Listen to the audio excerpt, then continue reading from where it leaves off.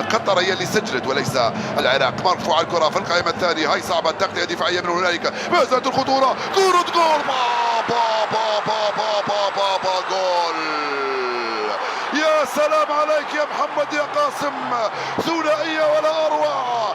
ما هذا الذي يحدث في استاد خليفه الدولي في مباراه الافتتاح؟ ما هذا الذي يفعله المجانين؟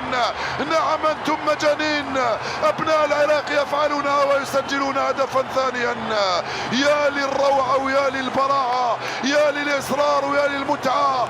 استلمها الرائع محمد قاسم يسجل ثنائيه تاريخيه ولا اروع. هذا صاروخ، هذه قذيفه، هذا صاروخ وهذه قذيفه. يا سلام من محمد قاسم بيساريتين، اليسرى الاولى في الجول والثانيه في الجول، الاولى في الدقيقه 17 والثانيه في الدقيقه 26.